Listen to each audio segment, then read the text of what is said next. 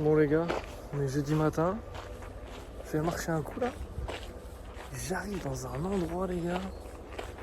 Je vais marcher et tout. C'est bizarre, je sais même pas si j'ai le droit d'être ici en fait. On est un peu en mode urbex là. C'est un délire. C'est quoi ce bordel? Bon du coup je vous montre l'endroit un peu.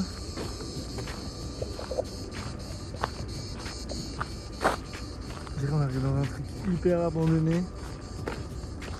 Je suppose que je me trouve encore dans cette histoire là. J'essaie de regarder un peu, on va voir. Je sais pas si j'ai trop le droit d'être ici, mais écoutez, regardez ce qu'il y a marqué. On va déjà faire le tour de dehors. On va voir ce que ça donne. Salin de Porto Vecchio. Depuis 1795, la cité du sel. Bah, ça a l'air bien abandonné votre cité. Putain, regardez. Peut-être que j'aimerais faire des plans en drone ici. Je sais pas trop si je sais pas si j'ai trop le droit d'être ici. Je vais aller voir. Hein. Écoutez, au pire je me fais canarder. Hein. Il y a des gens.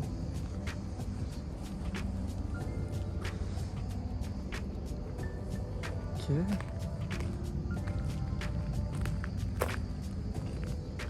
Super bizarre. Un compteur électrique. Une vue de fou.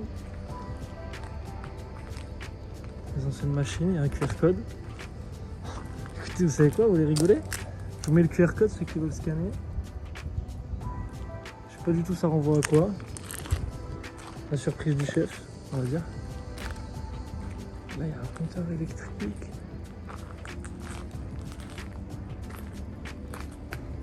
Putain, même si j'aurais voulu aller dans un truc comme ça, je... Il y a une chaise.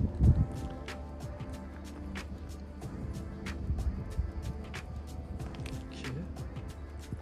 C'était un squat, on dirait. Que ça a été squatté un temps. Waouh! Les bouchons en plastique.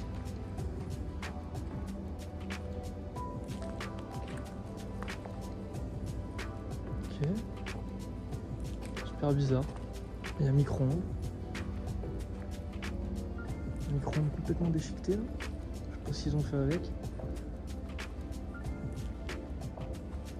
Ok. Les tags. Jusque là on est bon. En fait je vous ai pas tout montré parce que enfin, je regarde moi mais.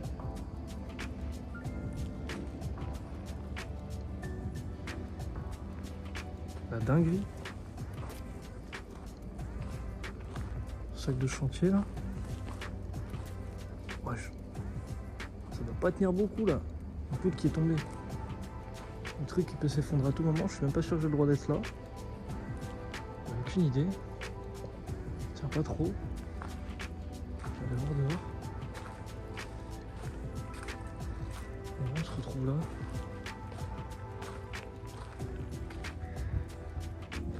Vas-y. En mode urbex de journée. Super drôle. Là-bas il y a un truc. Je sais pas si vous voyez. Je vais aller voir ce que c'est.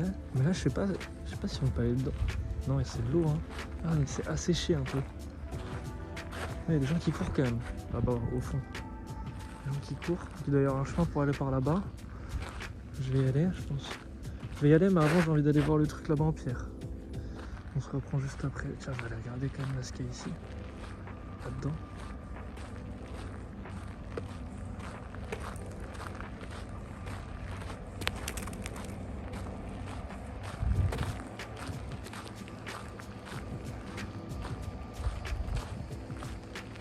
Mais en gros, je suis quand même pas mal loin de la ville. Hein.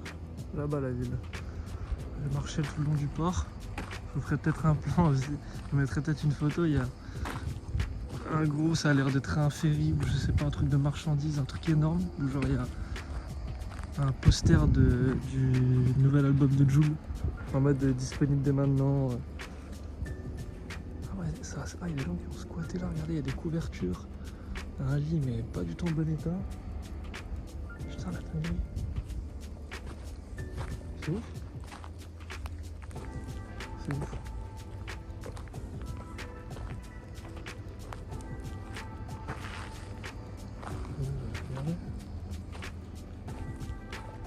Lui, mais il a un gros screamer, imaginez. Attendez.